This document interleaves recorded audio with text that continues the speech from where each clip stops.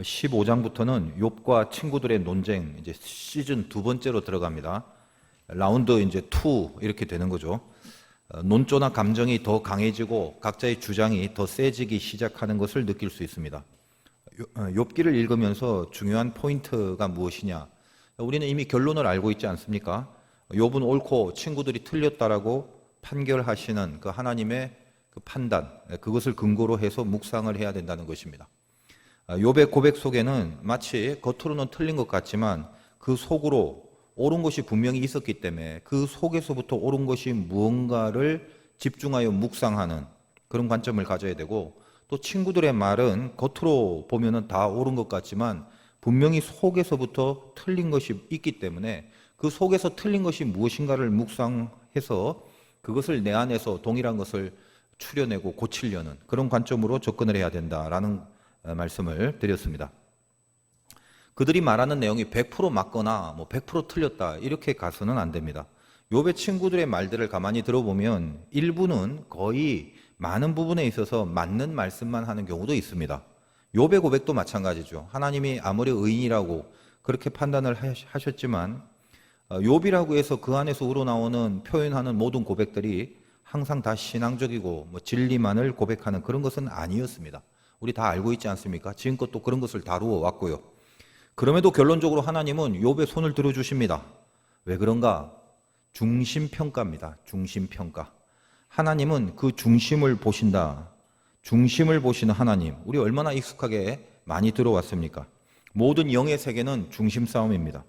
그 중심이라는 개념은 쉽게 말씀드리면 오늘 말씀의 제목처럼 의도의 문제라는 거예요. 내가 중심을 갖고 있다는 말은 의도를 갖고 있다는 것입니다. 중심이라는 건 결국 의도가 무엇인가 그것을 말하는 거죠. 자, 예를 들면 겉으로 칭찬을 하면서 그 중심의 의도가 사기를 치려고 하는 경우도 분명히 있잖아요. 여러분 옷 사러 가면 직원들이 하는 말이 뭐예요? 아, 손님 그 옷 입으니까 딱 떨어지네요. 딱 떨어지네요. 핏이 살아있네요. 아니 허리가 40인데 뭐가 딱 떨어져요? 그 의도가 뭐죠? 그 사라는 거예요. 칭찬 막 해주고 사라 이거. 반대로 겉으로 야단을 치지만 속으로 막 자랑하는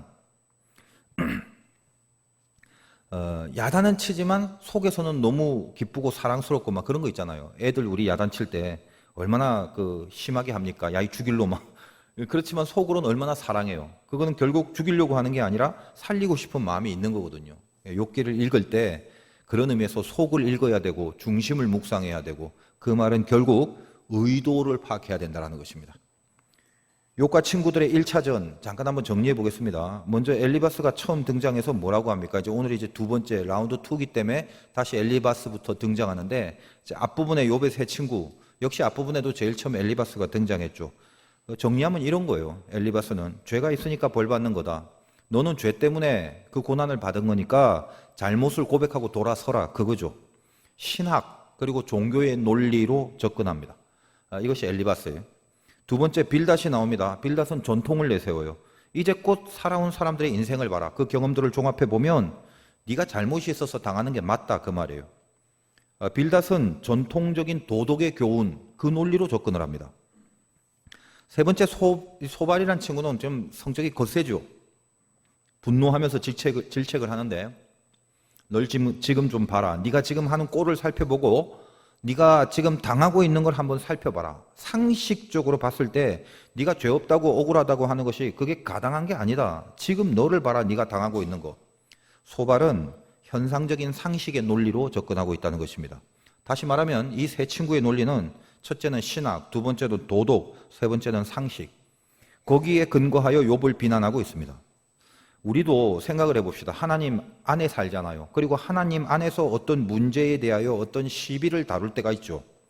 욥의 친구들의 마인드를 우리도 고스란히 이용하는 것이 사실은 일반적입니다.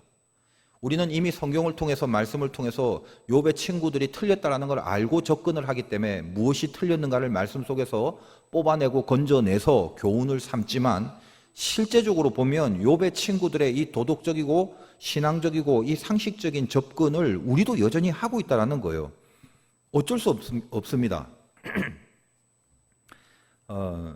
여러분도 아는 게 종교적인 범위 내에서 도덕적인 전통에 비해서 상식에 비추어서 거기서 어떤 점이 틀렸는지 잘못되었는지 이거를 진단하게 되어 있거든요. 그래서 일반적으로 우리가 욥의 친구들의 논리를 생각해 볼 때 성경에는 욥의 친구들의 말이 틀렸다라고 그렇게 얘기를 하니까 야, 우리도 이제 좀 달리 해보자.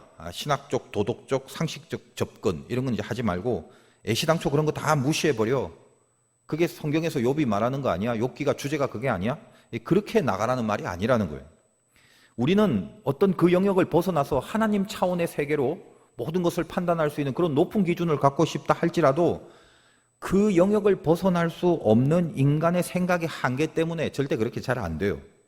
따라서 우리도 동일하게 욥의 친구들의 논리를 갖고 그 종교성, 도덕성, 상식성에 근거하여 모든 것을 판단할 수밖에 없는 그런 연약한 자들이다라는 걸 일단은 인정을 하셔야 된다는 거예요. 그리고 그것이 다 틀린 건 아니란 말이죠. 자, 우리 다시 한번 그 성경의 인물 한번 생각해 봅시다. 성경에 등장하는 인물 중에 이 종교적이고 도덕적이고 상식적 기준에서 왕창 다 벗어난 그런 아주 그 흉측한 죄인이 하나 있었죠. 누굽니까? 많겠죠. 다윗입니다. 다윗이 대표적이에요.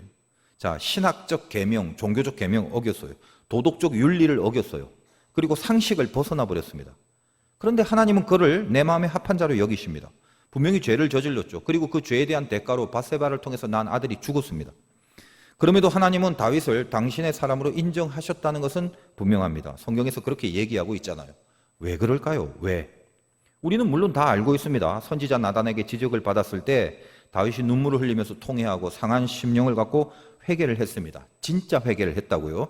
그래서 다시 돌이키는 역사를 이루었기 때문에 하나님이 다시 다윗을 받아들이고 내 마음에 합한 자라고 그 고백을 바꾸지 않았습니다. 다윗은 사실 그 사건뿐만 아니라 인생에서 죄를 지었을 때 그 죄에 대한 응당한 벌들을 사실은 다 받고 살아왔습니다. 하나님이 너는 내 마음에 합한 자다 그렇게 인정을 하셨다 해서 나는 하나님 마음에 이미 합해버렸으니까 지멋대로 죄 짓고 마음대로 사는 거 이거 하나님이 다 허락하고 다 방치해두고 그런 것이 절대 아니었다는 거예요. 인간은 누구나 다 죄를 짓고 실수를 합니다. 그러나 그럴 때마다 진심으로 돌이키고 진심으로 통회에 자복하는 그 일, 진짜로 통회하고 자복하는 그 일을 다윗은 빠뜨리지 않았단 말이에요. 여러분, 회개가 그렇게 쉬운 게 아닙니다. 회개하십시오. 그러면 예 알겠습니다 하고 이제부터 회개 시작합니다. 이래서 다 회개가 되는 줄 아십니까? 죄 짓고 살다가 회개하면 다 용서받는 게 기독교래. 어디서 나 그렇게 많이 들었어. 그래서 여러분도 혹시 그렇게 살고 있는 사람이 있습니까? 혹시 그런 생각을 한다면 늘 회개를 하면 된다. 그러니까 회개를 염두에 두고 마음껏 죄를 짓고 살아가는 그 모습을 전혀 두려워하지 않는 사람이라면 자기가 구원받은 사람인지 그거 다시 확인할 필요가 있습니다. 절대로 그런 생각을 하는 사람은 신앙의 사람이 아닙니다. 이 영의 세계는 논리가 아니라 깊은 마음, 즉 심정의 세계라고 했습니다. 진짜 구원을 받았다면 구원받은 사람의 심정은 회개를 빌미로 죄 지을 것을 염두에 두고 살지 않습니다. 더군다나 혹시 죄를 지었다 해도 진짜 회개는 말로만 하는 요식 행위 그게 아니죠. 통회하는 마음의 문제입니다. 야, 회개하면 된다며. 그러니까 나 죄 지어버렸으니까 회개하면 되니까 이제 회개하자. 회개 시작. 이렇게 할 수 있는 게 아니란 말이에요. 나 잘못해서 용서해 주세요. 회개했어요 하나님. 이걸로 끝나는 게 아니란 말이에요. 그렇게 말로 끝나는 게 아닙니다. 회개는 마음인데 그냥 마음이 아니라 성령이 시켜서 움직이게 하는 마음이에요. 모든 회개는 하나님이 우리에게 성령을 통해서 하게 하시는 거예요. 다시 말하면 중심에 하나님의 영, 그게 중심에 있어야 진짜 회개가 가능하다는 사실입니다. 여러분 회개해 보셔서 알잖아요. 내 힘으로 하는 게 아니에요. 사실은 내 감정으로 하는 게 아니고요. 하다 보면 알게 됩니다. 이건 내가 하는 게 아니다라는 거예요. 하나님이 다윗을 마음의 합한 자로 여기시는 이유는 다윗의 마음의 중심을 보셨습니다. 여러분 알잖아요. 하나님이 이미 어린 다윗이 사무엘을 통해서 이새의 아들들 중에 왕이 될 자를 고르는 그 사건에서부터 시작됩니다. 사람의 외모를 보지 않고 마음의 중심을 본다. 그 말씀이 바로 그 당시에 다윗에게 적용된 그 말씀이라는 거 알고 있죠. 골리앗과의 싸움에서 다윗 역시 외모로 싸우지 않습니다. 하나님이 다윗의 중심을 보듯 다윗도 삶 속에서 외모로 싸우지 않는단 말이죠. 겉으로 보여지는 힘, 그걸로 싸운 게 아니잖아요. 그의 가슴 안에, 그의 중심 안에 만군의 여호와의 이름, 그게 불처럼 살아 있었습니다. 다윗은 늘 그 중심 때문에 하나님의 감동을 받았고 하나님의 보호하심과 도우심을 받았고 그 중심 때문에 연약한 인간이라 죄를 지었을지라도 진짜로 돌이켜서 회개를 할 수 있었다라는 거예요. 욥의 친구들은 욥이 아니라 만약 다윗 시대로 끌고 와서 압살롬이라는 아들에게 반역을 당하고 성을 쫓겨나는 그 다윗을 향해서 욥의 친구들 데리고 와서 야, 욥한테 한 것처럼 다윗에게 니네 한 소리씩 해봐. 만약 그랬다면 엘리바스 종교적으로 그리고 도덕적으로 또 상식적으로 이 욥의 세 친구는 아마 욥에게 한 것보다는 수백 배로 더 많은 비난과 질책을 다윗에게 했을 것 아니겠습니까? 만약 그렇게 했다면 그들이 다윗을 지적하고 잘못했다라고 말하는 그 내용만큼은 그다지 틀린 거는 없을 거예요. 욥에게 말한 욥의 친구들의 말도 일반적인 내용의 수준에서 본다면 그렇게 틀린 게 없지 않았습니까? 그러나 이것이 중심의 싸움으로 들어오게 되면 하나님은 욥의 손을 들어준 것처럼 다윗에게 질책하는 혹시 욥의 세 친구가 다윗을 그렇게 질책하더라도 역시나 하나님은 다윗의 손을 들어주실 것이다 생각을 합니다. 왜 그런가요? 우리가 신약에 등장하는 바리새인들은 종교적, 도덕적, 상식적으로 흠이 없는 사람들입니다. 엘리바스나 또 빌닷이나 또 이 소발이나 전혀 흠을 잡을 데 없는 삶을 살았던 게 바리새인이에요. 그런데 주님께로부터 독사의 자식들이라는 질책을 면치 못합니다. 왜 그럴까요? 성경의 표현에 의하면 회칠한 무덤이다. 안에는 시체가 있죠. 무덤이니까 썩어 있어요. 근데 겉에 시멘트를 발랐어요. 그래서 안 보이게 할 뿐이란 말이에요. 다시 말하여 중심에 하나님 없습니다. 조금 더 나아가서는 이런 이론이에요. 돈 많은 부자 청년의 이야기를 우리는 알고 있습니다. 예수님께 왔죠. 내가 무슨 선한 일을 해야 영생을 얻으리까 물어봅니다. 우리는 그 성경의 내용을 알다시피 의도가 뭔지를 알죠. 정말 영생을 어떻게 얻을까라는 궁금함이 없지 않아 있었겠습니다만은 그 청년은 할 걸 다 했다라는 거죠. 그래서 주님이 그에게 이야기합니다. 영생 얻으려면 계명 지켜라. 살인하지 마, 간음하지 마, 도둑질하지 마, 거짓 증거하지 마라, 기타 등등. 이때다 싶었는지 청년이 그것을 듣자마자 모든 것을 지켰는데 아직도 뭐가 부족합니까? 이렇게 나옵니다. 거짓말이 아니죠. 도덕적, 종교적, 상식적으로 철저하게 살았다는 것입니다. 그때 주님이 바로 한 말씀 하시죠. 네 소유를 팔아 가난한 자를 나누어 줘라. 그리고 나를 따르라. 성경은 이 사건을 어떻게 마감합니까? 청년이 재물이 많음으로 근심하여 가니라. 그것으로 이 청년은 성경의 역사에서 이름도 없이 사라집니다. 오늘날도 우리는 그냥 부자 청년 이렇게 예화로만 알고 있습니다. 아마 예수님을 따랐다면 베드로 이하 12제자 이름처럼 선명한 이름을 우리가 알 수 있었을 것인데 말입니다. 주님의 제자가 될 절호의 기회를 놓친 거죠. 이 청년의 중심에 뭐가 있었습니까? 하나님 아니죠. 돈입니다. 그리고 그가 지금까지 이 계명을 지키면서 살아온 거는 자기는 유대인으로서 흠잡을 데 없는 인생을 살고 있다라는 자기 의를 위하여 살아온 것임을 분명히 알 수가 있습니다. 그것을 증명받고 싶었습니다. 내가 이렇게 잘 살아왔다는 것을 하나님의 아들이라는 사람을 통하여 증거받고 싶었다라는 것입니다. 그것으로 뿌듯해하고 싶었어요. 지금 이 사건은 가난한 자들에게 베풀면 구원을 얻는다라는 종교적 윤리적 교훈이 아닙니다. 주님이 청년에게 요구한 것은 돈을 쓰라는 말이 아니라 네 중심에 무엇이 있느냐 그 말입니다. 네가 계명 다 지켰냐? 무슨 의도로 그것을 지켰냐? 네 마음 중심에 하나님이 있고 그 하나님이 중심의 의도가 돼서 그 계명을 지킨 거냐? 네가 기도를 했니? 새벽 기도를 했니? 철야 기도를 했니? 금식 기도를 했니? 작정 기도를 했니? 무슨 의도로 기도를 했냐? 네가 헌금을 냈냐? 무슨 의도로 헌금을 냈냐? 네가 교회에서 직분을 맡고 헌신하고 봉사를 하고 그렇게 뛰었냐? 무슨 의도로 직분을 받고 무슨 의도로 뛰고 무슨 의도로 일하고 있냐? 네가 목사가 되어서 설교를 하느냐? 무슨 의도로 그렇게 하느냐? 네 중심엔 과연 뭐가 있냐? 여러분, 이 질문 앞에 우리가 정말 진솔하고 정직하게 설 수 있어야 됩니다. 욥의 세 친구처럼 다니엘에게도 친구 3명이 있었어요. 우리가 사드락, 메삭, 야벳느고라고 익숙하게 알고 있는 인물들입니다. 금신상에 절하지 않는다는 이유로 풀무불 속에 던져지게 되죠. 그때 그 유명한 그들의 신앙 고백을 웬만하면 우리들 다 알고 있습니다. 우리가 섬기는 하나님이 우리를 불 가운데서 건져내실 것이고 왕의 손에서도 건져내실 것이라. 그렇게 아니하실지라도 우리는 금신상에 절하지 않겠나이다. 화가치민 느부갓네살이 그들을 불 속에 던집니다. 하나님은 그들을 머리털 하나 그을리지 않게 지키셨고 그 사건으로 인하여 느부갓네살은 하나님을 찬양하게 되었다는 사건이에요. 다니엘의 친구들은 원래 히브리식 원래의 이름이 있었습니다.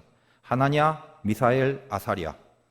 하나냐라는 뜻은 여호와는 은혜로우시다라는 뜻이고 미사엘은 누가 하나님께 속하였느냐, 그리고 아사랴는 여호와께서 도우신다라는 뜻입니다. 전부 다 하나님을 중심으로 지어진 이름입니다. 이것이 원래의 이름이죠. 그러나 여러분들은 이 이름보다도 사드락, 메삭, 야벳느고가 훨씬 익숙하죠. 왜? 성경에는 그 이름이 더 많이 나오기 때문에 그렇습니다. 왜 그 이름이 더 많이 나왔을까요? 바벨론의 환관장이 초창기 다니엘과 세 친구들 놓고 그 세 친구들의, 물론 다니엘도 이제 계명을 했지만 세 친구의 이름을 계명하여 하나님의 백성으로서의 자기 인식을 완전히 망각하게 만들려고 창시 계명을 해버린 것입니다. 일제시대처럼 바벨론식의 이름으로 계명을 시킨 거죠. 그래서 사드락, 메삭, 야벳느고라고 말합니다. 사드락은 달의 신을 경배하는 자란 뜻이고 메삭은 여신에게 몸을 바친 자, 그리고 야벳느고는 느고라는 신의, 느고 신의 종이란 뜻입니다.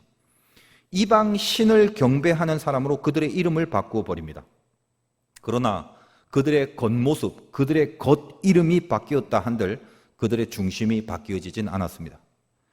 욥의 세 친구와 다니엘의 세 친구는 공교롭게도 세 친구니까 같이 한번 묵상해 봅니다. 단언컨대 욥의 그 세 친구들에게 바벨론에서의 경우를 적용시킨다면 풀무 불 속에 들어가더라도 금신상에게 절하지 않겠다라는 결연한 중심을 지킬 수 있는 사람이 누구겠는가?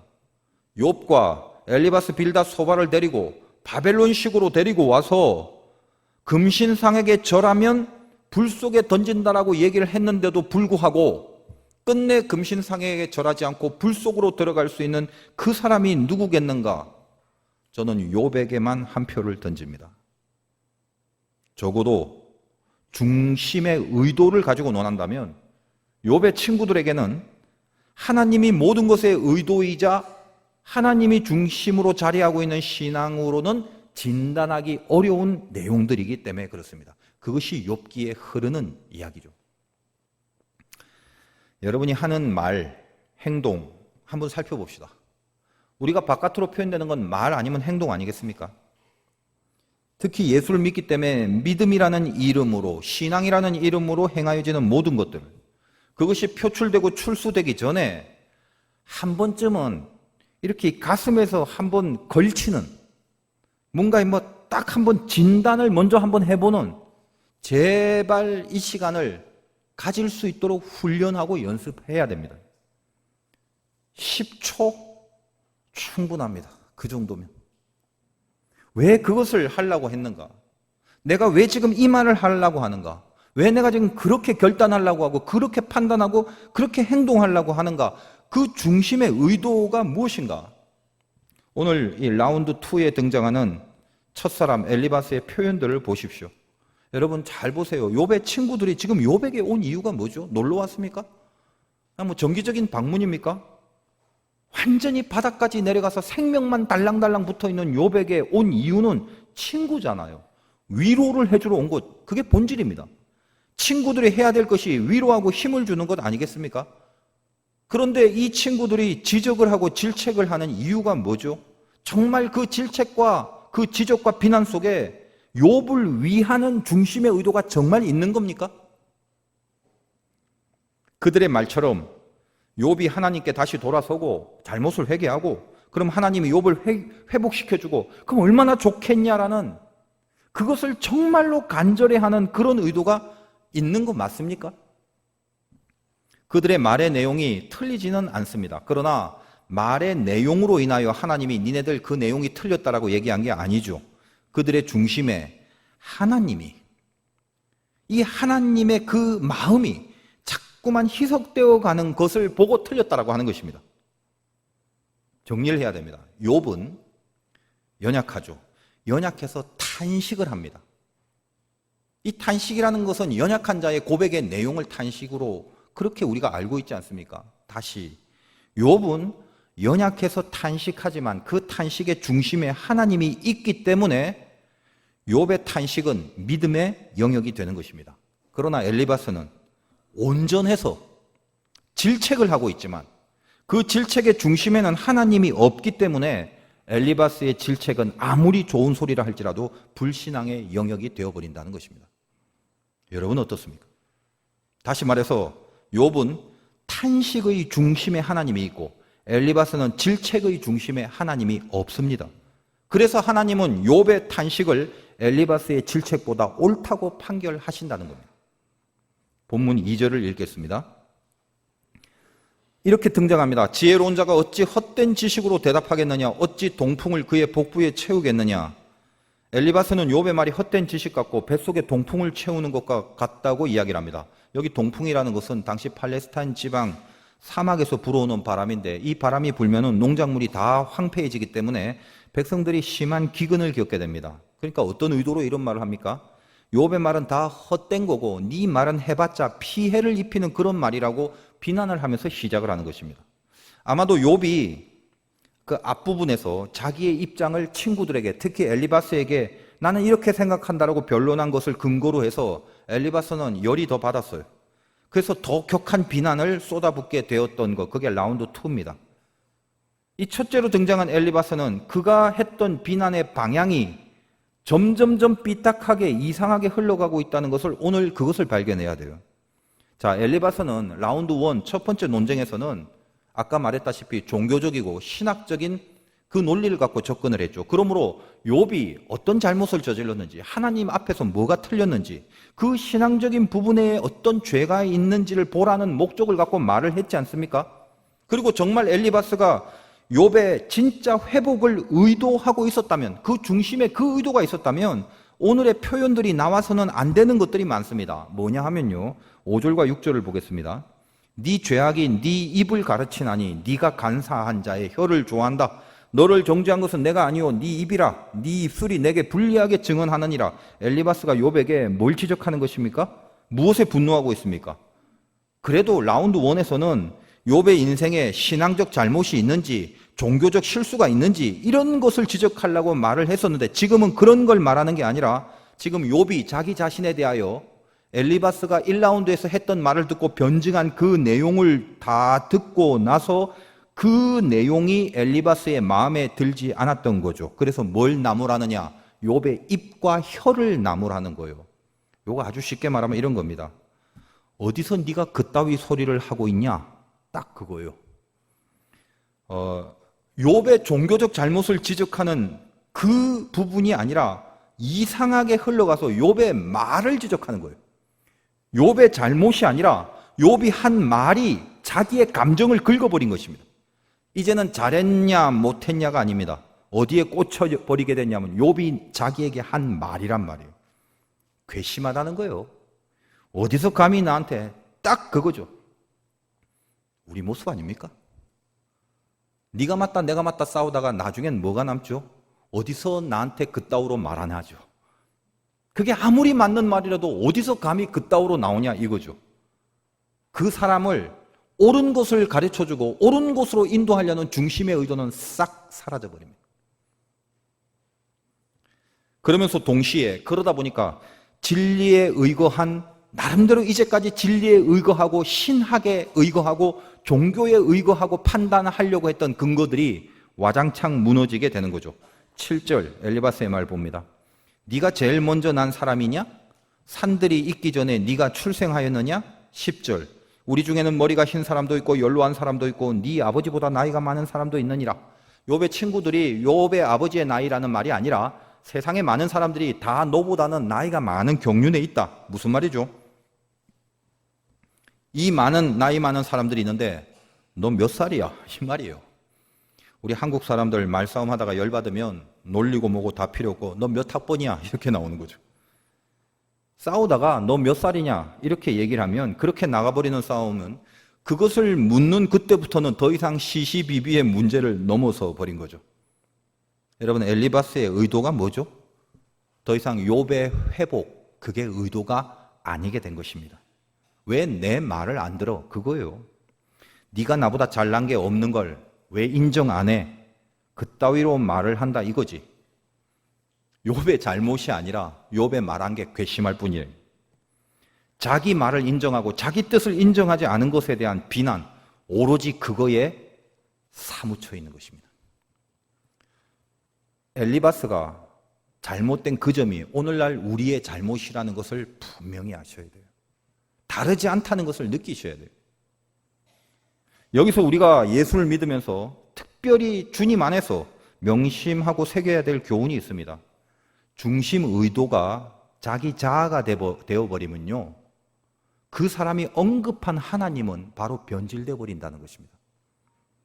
엘리바스가 자기 중심이 되어버리니까 그가 하나님에 대하여 욥에게 지금까지 말했던 내용이 완전히 변질이 되고 달라져 버리는데, 그게 오늘 15절과 16절에 있습니다. 엘리바스가 열받아서 마지막 욥에게 내세운 하나님이 누군가를 보십시오. 하나님은 거룩한 자들을 믿지 아니하시는, 하늘이라도 그가 보시기에 부정하거든 하물며 악을 저지르기를 물마심같이 하는 가증하고 부패한 사람을 용납하시겠느냐. 무슨 말이죠? 하나님은 죄 지은 사람 절대 용서 안 해 임마. 지금 그렇게 말하는 거예요. 우리가 성경을 통해서 알고 있는 하나님이 그런 분입니까? 절대로 용서를 안 하는 그런 하나님이라면 이렇게 말하는 엘리바스를 포함해서 우리 모두가 하나님 앞에 설 수 있는 사람이 누구예요? 한 명도 없는 거죠. 우리 다 지옥 갈 수밖에 없는 인간들이 되는 것입니다. 예수님이 왜 이 땅에 와서 십자가에 못 박혀 죽으시고 복음을 주신 겁니까? 우리 다 용서받지 못하는 거라면 그럴 필요 없잖아요. 하나님이 우리를 용서하지 않는데 십자가가 왜 필요해요? 지금 이 엘리바스의 의도는 그 중심에 자기의 말, 자기의 생각, 자기의 뜻, 오로지 그것만이 있는 거예요. 더 이상 그는 욥의 친구로서 하나님 앞에서 욥의 인생이 회복될 것을 중심으로 의도하고 있지 않다라는 거예요. 그래서 예수 안에 있는 사람들은 하나님 중심의 의도가 빗나가면 하나님이 바로 변질이 됩니다. 마귀는 그걸 알아요. 그래서 마귀는 그것을 위해서 하나님의 이름을 자꾸만 거론하고 사용하게 만듭니다. 그러면서 뭐요? 중심 의도만 없애버리는 거예요. 여러분, 십계명에 있는 하나님의 이름을 망령되이 일컫지 말라, 하나님의 이름을 망령되이 일컫는 이 수많은 죄악들이 바로 이런 점에서 파생되고 있다는 것을 아셔야 됩니다. 내 중심의 의도가 하나님이 아닐 때는 저도 마찬가지고 여러분 모두 마찬가지고, 밥 먹을 때 맨날 주님의 이름으로 기도를 하는 늘 기도 속에 있는 우리들조차도 내 중심의 의도가 하나님이 아닐 때는 얼마든지 언제든지 하나님의 이름만을 들먹이며 믿음과 신앙을 변질시킬 수 있다는 말이에요. 제가 아까 뭐라고 말씀을 드렸습니까? 사람은 죄를 지을 수밖에 없는 연약한 존재다. 그러나 하나님 마음에 합한 자는 진심으로 돌이켜 회개하고, 완벽해서 합한 게 아니라 진심으로 돌이켜 회개하고 다시 하나님 앞으로 나아가는 거라고 그랬죠. 그러나 그 회개는 자기가 하는 게 아니라고 했지 않습니까? 성령 하나님이 하시는 거예요. 중심에 하나님이 계셔야 진짜 회개가 이루어진다라고 말씀을 드렸죠. 지금 욥의 친구들이 욥에게 계속 회개하래요. 과연 그들이 회개를 말할 자격이 있습니까? 그들의 중심이 오늘 살펴본 바처럼 하나님이 이미 아닌데, 그들이 욥에게 하라는 회개는 중심에 하나님이 없이 하는 말들이잖아요. 그래서 이 부분을 디모데후서 2장 23절 이하에 참 기가 막히게 쓰여져 있는 구절이 있습니다. 들어보세요. 어리석고 무식한 변론을 버려라. 이에서 다툼이 나는 줄 알미라. 변론하지 마라. 싸우는 것밖에 없다. 주의 종은 진짜 하나님의 사람이라면 마땅히 다투지 아니하고 모든 사람에 대하여 온유하며 가르치기를 잘하며 참으며 거역하는 자를 온유함으로 훈계할지니, 혹 하나님이 그들에게 회개함을 주사. 누가 회개함을 준다고요? 하나님이 회개를 시킨다는 거예요. 그래서 진리를 알게 하실까 하며 그들로 깨어 마귀의 올무에서 벗어나 하나님께 사로잡힌 바 되어 그 뜻을 따르게 하실까 함이라. 회개함을 누가 준다고요? 하나님이 그들에게 회개함을 주사. 그러니까 너희들 어리석은 변론 하지 마. 다툼만 있을 뿐이야. 중심에 주님이 있으면 성령이 회개를 시킨다는 말이거든요. 여러분, 믿음으로 사는 게 뭡니까? 하나님의 의도대로 산다는 거 아니겠습니까? 믿음으로 산다는 것은 하나님의 의도를 따라서 사는 거예요.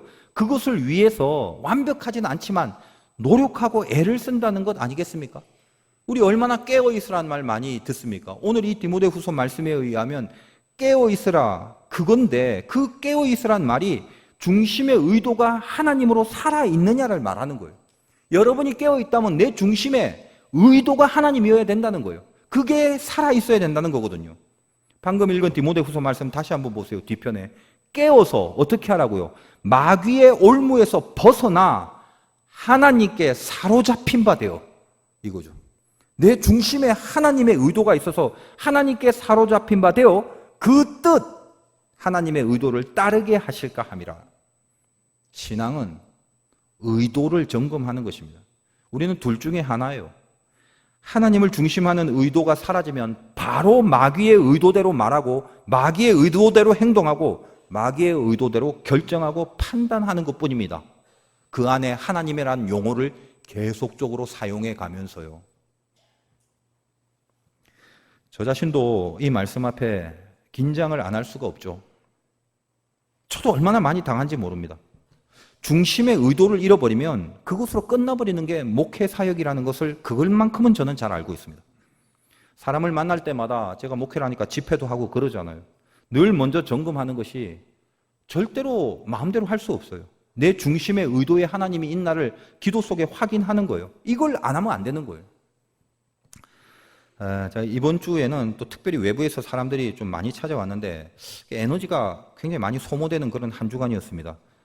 우리 교회의 교우들은 저에게 맡겨진 양들이니까 우리 교회 교인들은 이렇게 만나도 마음도 편하고 또 어떤 얘기라도 딱 용건만 할 수도 있고 편하잖아요. 근데 이제 외부에서 오는 사람들은 뭐 한 5분 정도 만나고 이제 가세요 이렇게 할 수는 없고 시간이 많이 걸리고 또 공력도 몇 배나 소모될 수밖에 없습니다. 이번 금요 철회가 있는 그날도 한 3-4번 정도의 방문이 있었는데 사무실에서 늘 제 스스로 하는 작업이 있습니다. 그 습관처럼요. 저를 찾아오는 대부분의 이유가 뭘까요? 제가 보고 싶어서 올까요? 아니면 뭐 저한테 뭐 좋은 게 있어갖고 주려고 올까요? 그런 의도는 아니겠죠.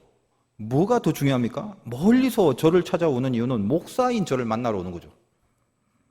뭔지는 모르겠지만 반갑다고 인사하러 올 수도 있어요. 그러나 뭐 도와달라고 올 수도 있고 뭐 기도 부탁을 할 수도 있고 뭐 어려운 일에 대한 어떤 상담도 있고. 근데 어쨌든 그 모든 것의 가장 밑바닥에 하나님의 마음을 알고 가려고 하는 어떤 영적 이유, 궁극의 이유가 조금이라도 있단 말이죠. 그래서 저는 사람을 만나거나 아무튼 뭘 하거나 어떤 걸 결정할 때 단 10초 정도라도 꼭 눈을 감지 않더라도 혼자 꼭 기도하고 그 다음에 사무실 밖으로 나가게 됩니다.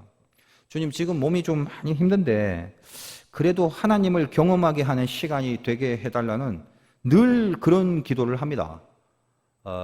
이거 피곤한 작업이에요. 왜 그럴까요? 내 중심의 의도 이거 확립하지 않으면 그때부터 망하는 거예요. 내가 너무 잘 알아요. 그래야 내가 만나는 것이 아니라 내 안에서 그 문제와 그 사건과 그 사람을 향하여 움직이시는 하나님이 대신 만나주시기 때문에 그렇거든요. 그렇게 쓰임받지 않을 바야 제가 뭐가 가진 게 있고 제가 뭐가 잘난 게 있어서 이 사역을 할 수 있겠습니까? 그래서 어떤 만남은 오늘 이 욥의 친구 3명의 어떤 그 정서와 굉장히 비슷한 게 있단 말이에요. 어떤 만남은 현상적으로, 상식적으로 뭔가 준비해야 될 것이 있습니다. 예를 들면 뭐 구제나 도움을 위해서 오시는 분들도 있겠죠. 그러려면 물질을 준비해야 되는 상식적인 접근을 하는 사람들에게 물질이라는 현상과 상식, 이걸 통해서 뭔가 해결을 해야 되는 그런 문제가 있잖아요. 근데 거기서 잠깐 10초 사이에 하나님이라는 의도를 놓치면요, 물질을 희생해야 될 엄두를 낼 수가 없단 말이에요. 도덕적으로 준비해야 되는 부분도 있지 않겠습니까? 누가 상담을 하러 옵니다. 여러 가지 경우를 듣고 진단하고 거기 어떤 솔루션을 줘야 되는데 거기서 하나님의 뜻을 대화 속에 상담 속에 알게 해야 되잖아요. 또 신앙적으로 종교적인 영역이 있다고 그랬잖아요. 영적 준비를 해야 될 것 아닙니까? 기도해 줘야 되죠. 아픈 사람이 있거나 악한 마귀 어떤 붙들린 영이 있으면 거기서 하나님의 중심 의도를 이걸 확보하지 않고 가버리면요, 기도를 한다 해도 마귀의 권세를 제압하지 못한 경우가 많단 말이에요. 그 어떤 만남, 그 어떤 대화, 그 어떤 기도라도 내 중심의 의도를 하나님으로 분명히 확보해 두지 않으면 변질된 하나님을 보이게 하는 수가 많습니다. 공교롭게도 그 금요일 날 방문한 손님들이 하나는 상식적인, 하나는 도덕적인, 하나는 영적인 이런 준비가 각각 필요한 그런 시간들, 그런 사람들이었어요. 중심의 의도를 단 10초라도 갖고 있었기 때문에 몸이 좀 힘들었지만 하나님의 명을 나름대로 잘 받들게 되었습니다. 피곤해도 의도가 살아있으면 영성의 열매를 남습니다. 그런데 건강해도 의도가 죽어버리면 허무한 공허만이 남을 뿐이라는 거예요. 저만 그렇겠습니까? 신앙을 갖고 있는 여러분의 인생이 사실은 다 똑같습니다. 추석 지나고 다음 주는 요 위에 불이라는 제목으로 특별 기도회를 합니다. 주님이, 안 보이시죠? 저기 누가복음에 주님이 이 땅에 던져준 불을 던지러 이 땅에 왔노라. 그 말씀을 본데 가슴에 불이 생기더라고요. 하나님 새벽 기도회 합니까? 해라. 해야 된다. 주님이 이 땅에 던져진 불의 위력, 그것을 경험하는 능력의 기도의 시간이 되기를 바라면서 여러분이 불을 받고 싶지 않습니까? 불 받으려면 마음 단단히 먹고 간절하고 간절한 심령으로 은혜를 벼르고 있길 바라요. 여러분 식당에서 고기 구워 먹을 때도 불 잘 피라고 부채질하고 있는데 여러분 마음속에 불 받으려고 뭔가 영적으로 벼르고 있는 그런 마음들, 그거 없이 맹하니 나오지 마세요. 추석 때 잡채 많이 드시고요. 에너지도 충전해 두시기 바랍니다.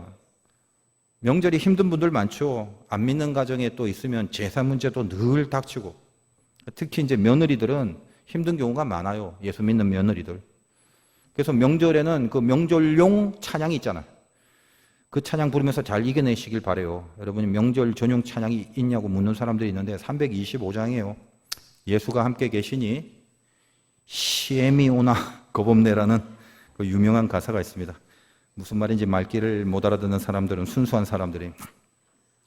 특세라는 게 의뢰이 한 번씩 하는 행사로만 여겨지면 안 돼요. 왜 그것을 해야 되는지 제가 마음에서 영적인 의도가 하나님 앞에 확보가 돼야 되겠죠. 어차피 이날 하는 거니까 이날 해야 돼가 아니죠. 아시다시피 특세는 우리가 뭐 고난주간은 절기이기 때문에, 그리고 수능 시간 또 특별한 거, 그 두 개 빼고는 1년 중에 정해놓고는 하지 않습니다. 뭔가 해야 될 때는 주님이 정해주시죠. 왜? 이유가 있습니다. 이유가. 그게 중요하다는, 그거에 붙들려야 된다는 거예요. 그리고 특세 후에 저는 그 다음 주에는 물레동 교회에서 또 부흥회를 인도하게 됩니다. 저는 잘 모르지만, 모르는 교회고 잘 모르는 목사님이지만 그 집회를 부탁하는 목사님과의 대화 중에 하나님의 의도를 보게 하시는 거예요. 그러니까 어떤 사역을 하든지 간에 그 부분이 확보가 되고 거기에 대하여 감동이 일어나야 돼요. 그리고 그 다음 주에는 또 중국의 심천인가 심양인가 거기 동관 한인교회라는 데가 있는데, 저도 이제 처음 들어본 교회요. 유스 수련회가 있다고 젊은이들 청소년들 집회입니다. 올해에 우리 교회 그 청소년부 수련회가 제 생각이지만 또 유난히, 또 선생님들 생각도 그렇고 유난히 은혜가 있었어요. 왜 그러냐? 제가 이 시대를 볼 때 제가 청년들도 중요시 여기지만 자꾸 가슴에 그 밑에 또 청소년들 향한 마음, 이게 너무 간절해지는 거예요. 여러분 참 잘 모르시겠지만요. 지금 지금 우리나라의 청소년들의 어떤 영적 상태나 이 시대적 흐름이 진짜 심각하거든요. 그래서 다음 달 10월 중에 청소년부, 이제 우리 여름 수련회는 매년 제가 인도합니다만 처음인데 우리 교회 청소년부 1일 수련회를 또 교회에서 한번 하기로 했어요. 아무튼 그런 마음이 자꾸 간절해지면서 그게 연결돼서인지는 모르겠지만 집회 요청을 부탁했던 그 중국의 그 청소년 담당 전도사님의 대화 속에서 이 젊은 종이 이 시대의 청소년을 향해 진짜 불같은 사랑이 있구나. 그것이 제 가슴속에 이렇게 와닿는 것입니다. 제가 중국이라는 것은 사실 개인적으로는 제가 외국에 나이 40에 제일 처음 나갔던 곳이 그 중국이고, 거기 선교를 하러 갔을 때 진짜 고생을 너무 많이 했거든요. 그래서 웬만하면 이렇게 마음에서 이렇게 내키지가 않아요, 그 땅은. 근데 조금 생각을 하고 기도를 하겠다고 했는데 이 젊은 종의 그 마음이 자꾸 이렇게 느껴지는 거예요. 그래서 기도 속에 참 하나님이 그 보지도 않았던 그 학생들, 그 청소년 학생들과 그 집회를 해야 되는 그 장소에 그 예배의 실황들을 그냥 영적으로 저에게 이렇게 느껴지게 하는 그런 감동도 주셨습니다.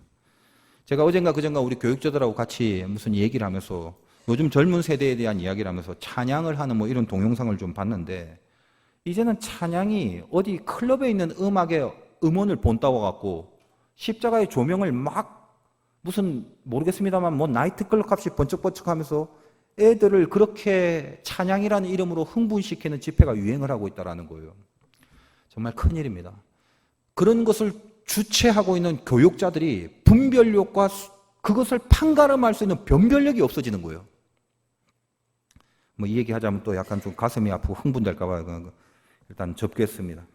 여러분, 우리 교회 청소년들 참 귀한 아이들인데, 우리 교회 청소년부는 말할 것도 없고, 제가 중국에서 그 교회 학생들 중에도 어디든 진짜 하나님 나라의 존귀한 일꾼이 한 명이라도 나올 수 있다면 그건 정말 귀한 거거든요. 하나님 나라를 이끌 수 있는 그런 사람들. 여러분, 기도해 주시기 바라고, 제 마음속의 중심의 의도도 그런 것들이 하나님 앞에 분명히 붙들려져야만 그 다음에 가능한 것 아니겠습니까? 아무리 화려하게 보이고 내 육의 눈으로 봤을 때 크게 보이고 뭐 이렇게 무슨 확착지껄하게 보이고 거대하게 보이고, 이 시대에 정말 속지 마세요. 중심 의도가 틀려버리면 더 이상 그것은 하나님의 영역이 아닌 것입니다. 그걸 볼 수 있는 안목이 필요해요. 근데 흔치 않습니다. 왜냐하면 우리는 전부 세속 속에 살아가고 있기 때문에 믿는다 하고 기도도 하고 예배도 드리면서도 우리 마지막 판단의 근거와 우리 마지막 결단의 그 베이스에는 항상 세상이 끼어 있단 말이에요. 저라고 완벽하지는 않습니다. 저도 그래서 고민합니다. 어찌 해야 될까? 어떻게 해야지 더 구별될 수 있을까? 나름의 애를 씁니다. 그런데도 해법이 뾰족하게 보이지 않을 때가 훨씬 많아요. 그러나 적어도 아직까지는 하나님을 향한 의도, 이것만큼은 죽이진 않고 있습니다. 이것마저 없어지면 그때부터는 끝나는 거예요. 여러분, 10초면 충분해요. 저도 제 사무실에 있다가 나와서 찾아온 사람, 또 내가 해야 될 일들, 그것과 만나기까지 그렇게 뭐 오랜 시간 집중하고 뭐 기도하고 이러지 않습니다. 한 10초 정도 할 거예요. 왜? 반드시 하나님 앞에서 중심의 의도를 확보하고 나가야 되기 때문에 그렇죠. 지금 여러분 이 자리에 앉았지만 생각하는 것들이 있지 않습니까? 어떻게 해야 하나? 어떻게 해야 하나? 고민하고 있는 문제, 그 사건들, 그냥 내 뜻대로, 내 바람대로 탁탁 되어지지 않는 그런 한계 속에 있는 수많은 고난들. 그런데 그런 것들은 적어도 이 자리에 있는 여러분들은 필연적으로 예수를 믿기 때문에 싫든 좋든 기도하면서 맞닥뜨리게 되고 하나님 앞에서 주님 찾아가면서 그 문제들과 만나게 될 것은 분명합니다. 그런 의미에서 오늘 말씀을 가슴에 새겼다면, 내가 믿는 하나님이 변질된 채로 내 중심에 자아의 의도만 갖고 어떤 솔루션을, 예수의 이름, 하나님의 이름만 빌려가면서 내 자아 중심의 솔루션을 주장하지 말라는 거예요. 다시 곱씹어 보세요. 다시 생각해서 내 중심이 뭔지를 확보해야 됩니다. 여러분, 이 작업은 어려운 게 아니에요. 그래서 복잡한 게 아니고, 어려워서 길어지는 게 아니고, 어려워서 여러 번 반복하고 고민하는 게 아닙니다. 어려운 게 아니라 진정성의 문제죠. 나는 하나님의 뜻을 따르는 사람이 되고 싶은가? 이 진심 하나라고요. 이게 없으면 복잡해지고, 이게 없으면 길어지고, 이게 없으면 헷갈려지는 거예요. 여러분은 정말 하나님을 따르고 싶은, 정말 하나님의 뜻을 따르는 그 일에 인생을 거는 건 맞습니까? 이거를 확인해야 돼요. 그러고 싶은데 아직 없는데요. 특세 꼬박 참석해서 불 받으시기 바래요. 그 진정성이 분명히 있다면 여러분 안에 그 중심에는 그때부터 온통 하나님을 향한 의도들이 선명하게 남게 될 것입니다. 여러분이 어렵고 힘든 고난 가운데라도 그 하나님의 의도를 살리기 위해서, 그래서 가는 길이 눈물을 흘리더라도 씨를 뿌리는 거 아니겠습니까? 살아계신 하나님은 그 의도를 위해 눈물을 흘리는 자에겐 기쁨으로 단을 거두실 날을 분명히 주시는 분이에요. 인생 왜 이러냐고, 언제까지냐고 푸념하고 낙담하지 마세요. 하나님의 의도가 여러분을 이끌어 갈 것입니다. 자기 의를 위하여 우리를 쉴만한 물가와 푸른 초장으로 이끌어 가실 겁니다. 그래서 하나님을 믿는 하나님의 사람들의 인생이란 제가 몇 번이나 말씀드렸다시피 알고 가는 게 아니라 믿고 가는 것이고, 믿고 간다는 것은 대강 가는 것이 아니라 어떤 상황이라도 변화시키면서 갈 수 있는 것을 말합니다. 여러분은 알고 가는 게 아니라 변화시키면서 갈 수 있는 능력을 부여받은 사람들입니다. 여러분의 상황 속에서 하나님의 의도를 살려내시는 아름다운 승리가 있으시길 주님의 이름으로 축원드립니다.